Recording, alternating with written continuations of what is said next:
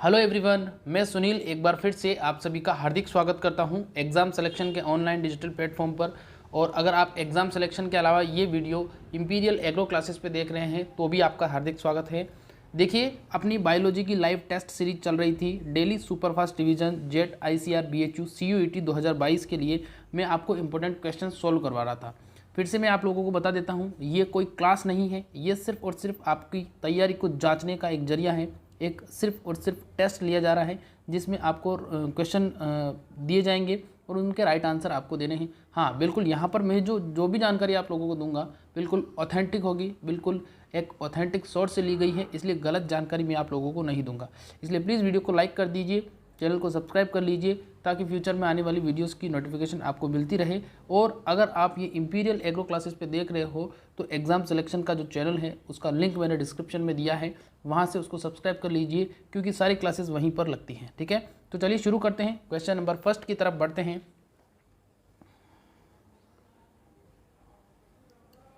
Question number first यहाँ पर पूछा गया है कि किस आयन के कारण राइबोसोम की दो उप इकाइयाँ जुड़ती हैं। जवाब देना है आप लोगों को।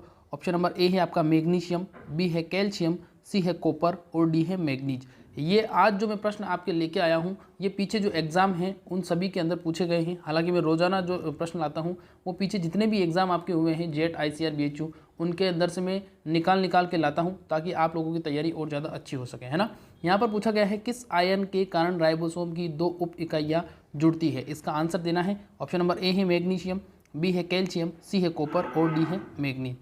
यहाँ पर राइट आंसर की बात करते हैं तो इसका राइट आंसर क्या हो जाएगा, ऑप्शन नंबर ए इसका राइट आंसर हो जाएगा, मैग्नीशियम के कारण जुड़ी होती है। ठीक है, यहाँ पर राइबोसोम की बात करते हैं तो राइबोसोम 70S और 80S प्रकार के होते हैं, दो प्रकार के राइबोसोम होते हैं। ठीक है, राइबोसोम की बात करें तो राइबोसोम जो है प्रोटीन निर्माण की फैक्ट्री कहलाती है, कोशिका के अंदर कणों के रूप में पाए जाते हैं, कोशिका के अंदर छोटे अंग की भूमिका निभाते हैं। ठीक है, तो ये भी आपसे पूछा जा सकता है। आगे हम बात करते हैं, अगला प्रश्न यहाँ पर पूछा गया है कि एक अंकुरित हो रहे, देखिए प्रश्न को ध्यान से पढ़ना है, प्रश्न दिया गया है एक अंकुरित हो रहे बीज में वसीय अम्लों का अपघटन इससे जुड़ा है। जवाब देना है वसीय अम्लों का अपघटन कैसे होता है। जब बीज अंकुरण हो रहा होता है बीज का तो उसमें वसीय अम्लों का अपघटन होता है, तो वो अपघटन जो होता है वो इस अभिक्रिया के दौरान देखिए किससे जुड़ा होता है। एक है ऑप्शन नंबर ए है आपका पराक्सीसोम, बी है आपका सूत्रकणिका जिसे अपन माइटोकॉन्ड्रिया के नाम से भी जानते हैं, सी है आपको प्रोप्लास्टेट और डी है ग्लाइऑक्सिसोम। यहाँ पर जवाब देना है, इसका आंसर क्या होगा। जब बीज का अंकुरण हो रहा होता है तब अपघटन अम्लीय वसीय अम्लों का जो अपघटन होता है वो किससे जुड़ा होता है। डी जिन बच्चों ने जवाब दिया है बिल्कुल बेटा सभी का सही जवाब है, ग्लाइऑक्सिसोम से जुड़ा होता है ना। इंपॉर्टेंट है, ये प्रश्न भी आपके पूछा गया है पीछे एग्जाम में। अगला यहाँ पर हम बात करते हैं, नेक्स्ट आपका प्रश्न दिया गया है कि मध्य पटलिका मुख्यतः बनी होती है। मध्य पटलिका या मिडिल लेमिला भी बोलते हैं इसे। ऑप्शन नंबर ए है आपका पॉलीसेकेराइड से, बी है हेमीसेल्यूलोज से, सी है मुरेमिक अम्ल से और डी है कैल्शियम पेक्टेट से।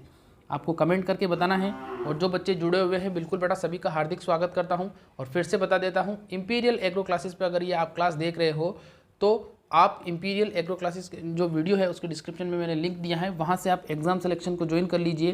पहले जो क्लास का समय था वो 9 बजे का था, लेकिन मैंने इसको 15 मिनट आगे कर दिया है। 9:15 बजे रात को रोजाना आपकी बायोलॉजी का टेस्ट होता है। ठीक है, तो यहाँ पर अपन राइट आंसर की बात करते हैं तो जिन बच्चों ने इसका डी जवाब दिया है बिल्कुल बेटा सभी का सभी सही जवाब है। कैल्शियम मैग्नीशियम पेक्टेट की बनी होती है मध्य पटलिका या मिडिल लेमिला। ठीक है, आगे हम बात करते हैं। अगला प्रश्न यहाँ पर दिया गया है कि आनुवंशिकी अभियांत्रिकी के पितामह कौन है। जवाब देना है आपको, आनुवंशिकी अभियांत्रिकी के पितामह कौन कहलाते हैं।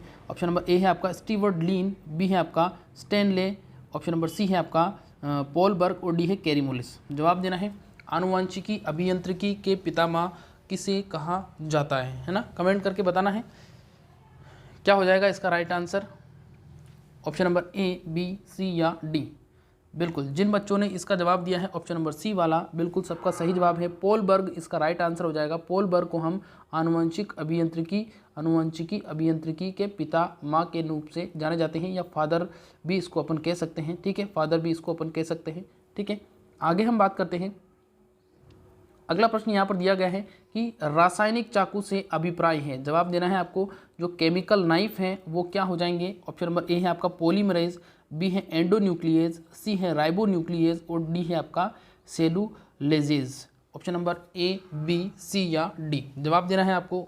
रिस्ट्रिक्शन एंडोन्यूक्लिएज क्या हो जाएगा इसका राइट आंसर? रासायनिक चाकू या इसे अपन कह सकते हैं केमिकल नाइफ। केमिकल नाइफ भी इसको बोल सकते हैं, वो भी आपको केमिकल नाइफ लिख के दे सकता है।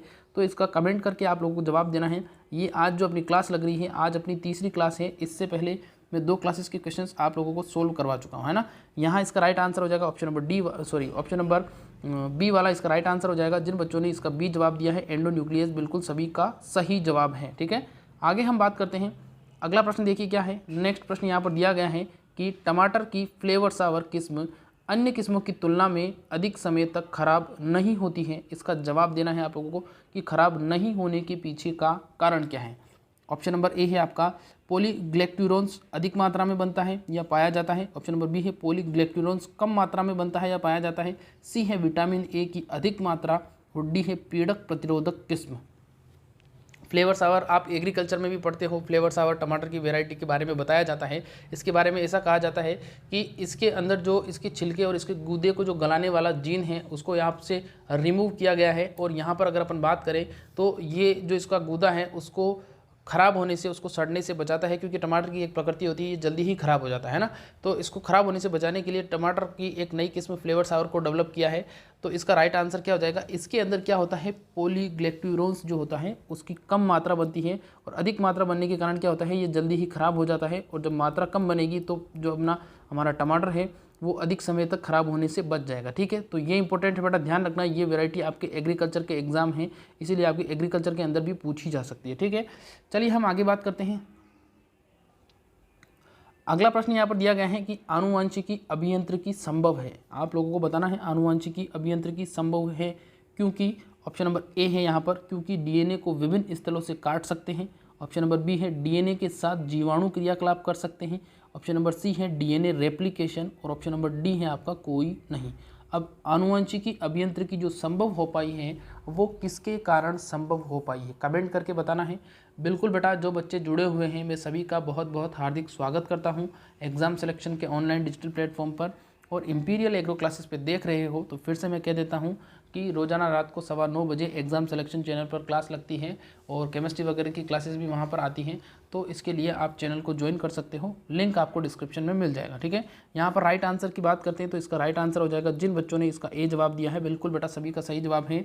इसमें हम क्या कर सकते हैं, डीएनए को विशिष्ट स्थलों से काट सकते हैं, यानी कि डीएनए की काट छाँट कर सकते हैं और काट छाँट करके हम इच्छित गुणों को उसमें क्या कर सकते हैं, जोड़ सकते हैं, हटा सकते हैं, घटा सकते हैं। इसीलिए आनुवंशिकी अभियांत्रिकी संभव हो पाई है। ठीक है, आगे हम बात करते हैं। अगला प्रश्न यहाँ पर दिया गया है, मानव शरीर में सबसे छोटी अस्थि कौन सी होती है, ये आप लोगों को बताना है। मानव शरीर की सबसे छोटी अस्थि ऑप्शन नंबर ए है आपके पास में स्टेपीज, बी है पटेला, सी है मेलियस और डी है इक्नस। जवाब देना है आप लोगों को। अस्थि से संबंधित प्रश्न भी आपसे पूछा जा सकता है क्योंकि अस्थियों से संबंधित प्रश्न हमेशा लगभग 1-2 प्रश्न आपके सिलेबस के अकॉर्डिंग आपसे पूछ सकते हैं ना। तो यहाँ पर बेटा आप लोगों को जवाब देना है, इसका आंसर क्या होगा कमेंट करके आप लोगों को बताना है ना। बिल्कुल बेटा कमेंट करके बताना है इसका आंसर क्या होगा। देखिए यहाँ पर हम बात करते हैं राइट आंसर की, तो देखिए इसका राइट आंसर क्या हो जाएगा। बिल्कुल जिन बच्चों ने इसका जवाब दिया है ऑप्शन नंबर ए बिल्कुल सबका सही जवाब है। बात करते हैं कहाँ पर पाई जाती है, तो इसका राइट आंसर क्या हो जाएगा, ये पाई जाती है कर्ण के अंदर, यानी कर्ण यानी कि कान का जो मध्य भाग होता है, कर्ण की मध्य अस्थि होती है, कर्ण की मध्य अस्थि होती है। फिर बात करते हैं एक कर्ण अस्थि मेलियस भी होती है, ये भी कर्ण के मध्य भाग में पाई जाती है। और इसकी अगर बात करें तो पूछा जाता है इसकी आकृति कैसी होती है, तो कर्ण अस्थि मेलियस जो होती है वो हथौड़े के आकार की होती है ना। कर्ण अस्थि मेलियस हथौड़े के आकार की होती है या हैमर, इसको हथौड़े को क्या बोला जाता है, हैमर शेप। हैमर शेप भी वो आपको दे सकता है, तो हैमर शेप ध्यान रखना, हैमर शेप भी वो आपको दे सकता है। अब आप लोगों को कमेंट करके बताना है कि मानव शरीर की जो सबसे बड़ी कोशिका होती है वो कौन सी होती है। मानव शरीर की सबसे बड़ी कोशिका का कमेंट करके बताना है। जो बच्चा इसका राइट कमेंट करेगा, अभी बेटा लाइव चैट बॉक्स में कमेंट नहीं करना है, कमेंट आपको कमेंट बॉक्स के अंदर करना है ना, कमेंट बॉक्स के अंदर करना है। देखते हैं कितने बच्चों को ये प्रश्न आता है ना। यहाँ पर आगे बात करते हैं हम। अगला यहाँ पर प्रश्न देखिए क्या पूछा गया है। नेक्स्ट यहाँ पर बहुत ही अच्छा प्रश्न है। प्रश्न दिया गया है कि रसारोहण का सहसंयोजन सिद्धांत किस वैज्ञानिक ने दिया था। रसारोहण का सहसंयोजन सिद्धांत किस वैज्ञानिक ने दिया था। ऑप्शन नंबर ए है आपके पास में डिक्सन व जोली, बी है आपके पास में प्रिस्टले, सी है मूलर और डी है कोई नहीं। अब यहाँ पर जवाब देना है रसारोहण का सहसंयोजन सिद्धांत किसने दिया था, ए बी सी या डी। कमेंट करके बताना है बेटा इसका आंसर क्या होगा। रसारोहण किससे संबंधित है ये भी आप लोगों को बताना है ना, ये भी आप लोगों से पूछा जा सकता है। अब इसे अपन सहसंजन सिद्धांत, सहसंजन खिंचाव भी कह सकते हैं, इसे वाष्पोत्सर्जन कणाकर्षण सिद्धांत भी बोलते हैं, इसे ट्रांसप्रेशनली पुल थ्योरी के नाम से भी जाना जाता है ना। ये जो सिद्धांत दिया था, जिन बच्चों ने इसका आंसर दिया है ऑप्शन नंबर ए वाला, बिल्कुल सबका सही जवाब है बेटा।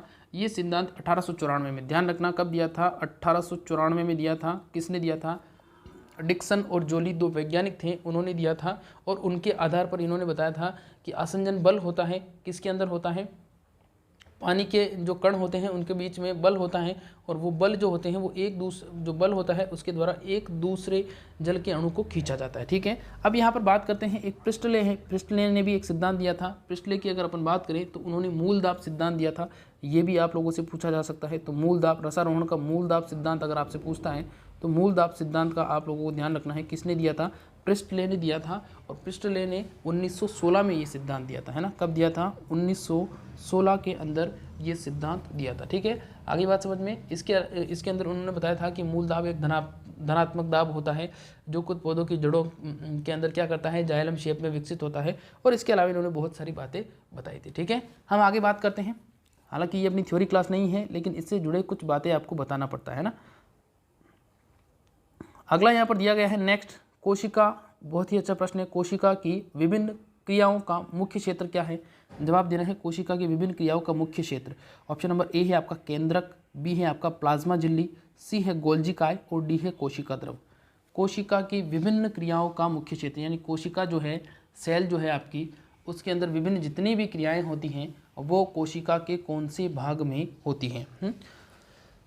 कमेंट करके बताना है बेटा इसका आंसर क्या होगा। चलिए यहाँ पर ए बी सी डी की अगर बात करें तो जो बच्चे इसका आंसर देते हैं ऑप्शन नंबर डी वाला, बिल्कुल सभी का सही जवाब हो जाएगा। कोशिका द्रव इसका राइट आंसर हो जाएगा। आगे बात समझ में, कोशिका द्रव या इसको अपन बोलते हैं प्रोटोप्लाज्म, इसको प्रोटोप्लाज्म भी इसको बोला जाता है। ठीक है, और प्रोटोप्लाज्म की अगर अपन बात करें तो प्रोटोप्लाज्म और न्यूक्लियस मिलकर साइटोप्लाज्म बनाते हैं ना। ठीक है, आगे हम बात करते हैं। अगला यहाँ पर देखिए क्या दिया गया है, अगला प्रश्न यहाँ पर दिया गया है कि कोशिका में पाया जाने वाला प्रोटीन तंतुओं द्वारा निर्मित विस्तृत जाल जो कोशिका में आकृति को बनाए रखने के लिए आवश्यक होता है या सहायक होता है, वो क्या कहलाता है। ए है आपका थाइलेकोइड, ऑप्शन नंबर बी है आपका एंडोप्लाज्मिक रेटिकुलम जो 2 प्रकार की होती है, ऑप्शन नंबर सी है आपका प्लाज्मालीमा और सी है कंकालीय संरचना। जवाब देना है कंकालीय संरचना भी इसको बोलते हैं। तो जवाब देना है कोशिका में पाए जाने वाले प्रोटीन तंतुओं द्वारा निर्मित ऐसा जाल जो क्या करता है, कोशिका के निर्माण को करता है या उसकी आकृति या ढांचे को बनाए रखने में सहायक होता है ना। कमेंट करके बताना है। आज बच्चे थोड़े ठीक हैं, लेकिन इतने कम भी नहीं कह सकते, ज़्यादा भी नहीं कह सकते, हालांकि मुझे तो कम ही लगते हैं, लेकिन आप शेयर किया करें, है ना, आप शेयर किया करें दोस्तों के साथ, ताकि और ज़्यादा संख्या में आ सकें और बच्चे, और मैं क्लास और ज़्यादा लंबी ले सकूँ, है ना। तो यहाँ पर हम बात करते हैं, यहाँ पर इसका राइट आंसर हो जाएगा कंकालीय संरचना, है ना, कंकालीय संरचना ऑप्शन नंबर डी वाला इसका राइट आंसर हो जाएगा। अगला हम यहाँ पर बात करते हैं, देखिए नेक्स्ट प्रश्न यहाँ पर दिया गया है, कोशिका में पेप्टाइड संश्लेषण कहाँ पर होता है, आप लोगों को बताना है पेप्टाइड संश्लेषण कहाँ पर होता है। ए है आपका हरित लवक में, बी है क्रोमोप्लास्ट में, सी है राइबोसोम में और डी है केंद्रक में।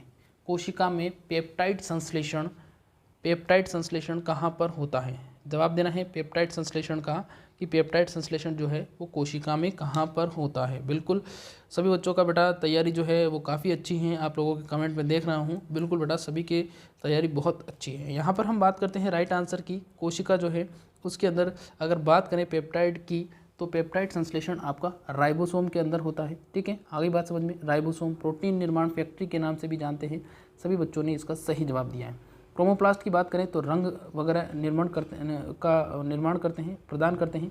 अगला यहाँ पर दिया गया है कि राइबोसोमल आरएनए का सक्रिय संश्लेषण कहाँ पर होता है, जवाब देना है सक्रिय संश्लेषण पूछा गया है, तो जवाब देना है कहाँ पर होता है।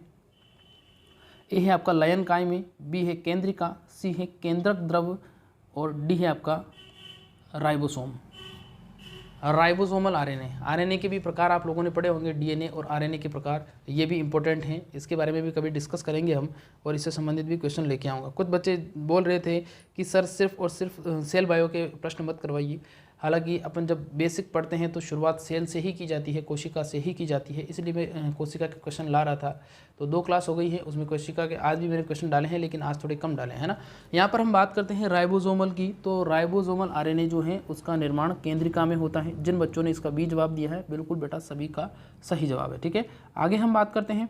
अगला यहाँ पर प्रश्न देखिए क्या है। प्रश्न पूछा गया है कि सूत्र कणिका में प्रोटॉन एकत्रित होते हैं। अब जवाब देना है सूत्र कणिका यानी कि जो माइटोकॉन्ड्रिया है उसमें प्रोटॉन कहाँ पर एकत्रित होते हैं। ए है आपका अधात्री, बी है बाह्य झिल्ली, सी है आंतरिक झिल्ली और डी है अंतराझिल्ली अवकाश। कमेंट करके बताना है बेटा इसका आंसर क्या होगा।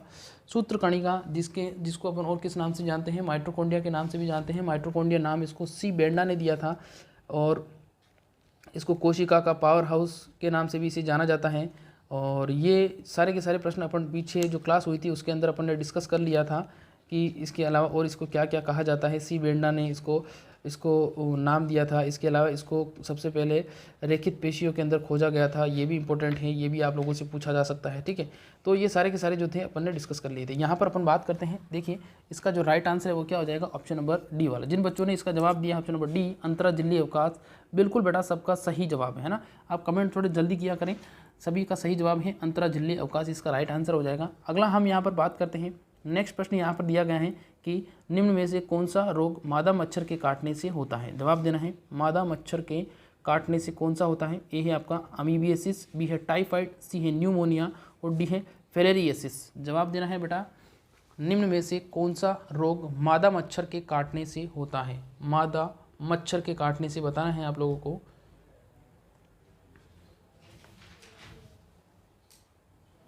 कमेंट करके बताइए ए, बी, सी या डी। चलिए हम यहाँ पर बात करते हैं कौन सा रोग मादा मच्छर के काटने से होता है। तो यहाँ पर राइट आंसर की बात करें तो इसका आंसर हो जाएगा ऑप्शन नंबर डी वाला, फिलेरियासिस इसका राइट आंसर हो जाएगा। ठीक है, फिलेरियासिस इसका राइट आंसर हो जाएगा। आगे हम बात करते हैं, अगला नेक्स्ट प्रश्न जो है वो देखिए क्या है। नेक्स्ट प्रश्न यहाँ पर दिया गया है कि हेपेटाइटिस बी, प्रश्न दिया गया है हेपेटाइटिस बी, बहुत ही अच्छा प्रश्न है, बी के द्वारा संचारित होता है। हेपेटाइटिस बी जो है वो किसके द्वारा संचारित होता है। ए है आपका छींक के द्वारा, बी है आपका मादा मच्छर के द्वारा, सी है खांसना और डी है रक्त आधान। जवाब देना है हेपेटाइटिस बी निम्न के द्वारा संचारित होता है। संचारित किसके द्वारा होता है। ये एक प्रकार का ये अपन कह सकते हैं कि अनुवांशिक रोग की श्रेणी में भी आता है, इस प्रकार से भी अपन इसको कह सकते हैं। हालांकि यहाँ पर बात करें तो इसका राइट आंसर जिन बच्चों ने डी जवाब दिया है रक्त आदान, यानी कि रक्त के ट्रांसफर जब करते हैं, रक्त का जब हेपेटाइटिस बी से संक्रमित जो रोगी पशु होता है, पशु नहीं जो रोगी मनुष्य होता है, उसको जब अपन स्वस्थ पशु के ये रक्त चढ़ा देते हैं तो उसे भी क्या हो जाएगा बेटा, उसे भी हेपेटाइटिस बी हो जाता है। ठीक है, आगे हम बात करेंगे। अगला यहाँ पर प्रश्न दिया गया है कि पेनिसिलिन की खोज, बहुत ही अच्छा प्रश्न है, पेनिसिलिन की खोज किसने की थी। ऑप्शन नंबर ए है आपका स्टीफन फ्लेमिंग, बी है आपका अलेक्जेंडर फ्लेमिंग, सी है आपका इयान विल्मुट और डी है कैरी मोलिस। आप लोगों को जवाब देना है। जो पेनिसिलिन है वो आप लोगों को पता है बहुत ही अच्छे एक प्रतिजैविक के रूप में, एंटीबायोटिक के रूप में उसका इस्तेमाल किया जाता है और इसके बाद में ही बहुत सारे टीके बनाए गए थे। और टीका भी आप लोगों को बताना है, कौन सा टीका बताया था, कमेंट करके बताना है आप लोगों को। और इसकी खोज के बारे में बहुत बार प्रश्न पूछा गया है ना। तो यहाँ पर हम बात करते हैं पेनिसिलिन की खोज की। तो पेनिसिलिन की खोज जो है वो अलेक्जेंडर फ्लेमिंग ने की थी, है ना। अलेक्जेंडर फ्लेमिंग नामक वैज्ञानिक जो थे उन्होंने सबसे पहले पेनिसिलिन की खोज की थी। आगे हम बात करते हैं, यहाँ पर इयान विल्मुट दिया गया है। इयान विल्मुट जो है सबसे पहले उन्होंने क्लोन भेड़ को विकसित किया था और उस क्लोन भेड़ का नाम क्या था, डोली था, है ना। तो उस डोली भेड़ या क्लोन भेड़ के बारे में अगर पूछे तो इयान विल्मुट नामक वैज्ञानिक जो थे उन्होंने सबसे पहले एक प्रथम क्लोन भेड़ को तैयार किया था, प्रथम क्लोन को तैयार किया था और उस क्लोन का नाम क्या है, डोली है, जिसकी मृत्यु भी 14 फरवरी के दिन हो गई थी। ठीक है, आगे हम बात करते हैं। अगला प्रश्न यहाँ पर दिया गया है फंजाई और पुच्छ पादप जोड़ों के बीच में सहजीवी संबंध जो है वो क्या कहलाता है। फंजाई और उच्च पादपों के बीच में सहजीवी संबंध क्या कहलाता है। ऑप्शन नंबर ए है लाइकेन, बी है माइकोराइजा, सी है जैव उर्वरक और डी है जैव नियंत्रण। जवाब देना है फंजाई और उच्च पादप जड़ों के बीच में सहजीवी संबंध। सहजीवी संबंध का जवाब देना है बेटा ए, बी, सी या डी। इसका आंसर क्या होगा। देखिए यहाँ अगर राइट आंसर की बात करें, बिल्कुल बेटा सभी बच्चों ने इसका सही जवाब दिया है। लाइकेन इसका राइट आंसर हो जाएगा, है ना। लाइकेन इसका राइट आंसर हो जाएगा। उच्च पादपों की जड़ों के बीच में जो सहजीवी संबंध होता है वो लाइकेन कहलाता है। ठीक है, क्या कहलाएगा, लाइकेन कहलाएगा। तो आज के ये कुछ इंपॉर्टेंट प्रश्न थे। उम्मीद करता हूँ आज का ये जो सेशन है आपको अच्छा लगा होगा। अगर अच्छा लगा हो तो प्लीज़ वीडियो को लाइक और चैनल को सब्सक्राइब करिएगा। और अगर ये क्लास आप इंपीरियल एग्रो क्लासेस पे देख रहे हो तो मैं फिर से आप लोगों को बता देता हूँ कि वीडियो के डिस्क्रिप्शन के अंदर मैंने चैनल का लिंक दिया है एग्ज़ाम सिलेक्शन का। वहाँ जाके आपको जो हमारा एग्ज़ाम सिलेक्शन दूसरा चैनल है वहाँ पर जाके उसको ज्वाइन कर लीजिए, क्योंकि सारी क्लासेस लगभग वहाँ लगती हैं। यहाँ पर सिर्फ और सिर्फ सैम्पल के लिए मैं 2-3 क्लासेस अपलोड कर रहा हूँ। और यहाँ पर जो क्लास होती है उस चैनल पर 9:15 बजे क्लास होती है, तो उसका हिस्सा भी आप बन सकते हो। ठीक है, तो चैनल को ज़रूर से सब्सक्राइब करिएगा और कमेंट करके बताना है आप लोगों को, जो मैंने प्रश्न पूछा था कि मानव की सबसे बड़ी कोशिका जो है वो किसे कहते हैं। लाइव चैट बॉक्स में कमेंट नहीं करना है बेटा आप लोगों को कमेंट बॉक्स के अंदर करना है, और लाइक भी कर दीजिए वीडियो को। ठीक है, बाकी मुलाकात कल होगी, तब तक के लिए नमस्कार, खुश रहिए, मस्त रहिए, अपनी तैयारी को आगे बढ़ाते रहिए।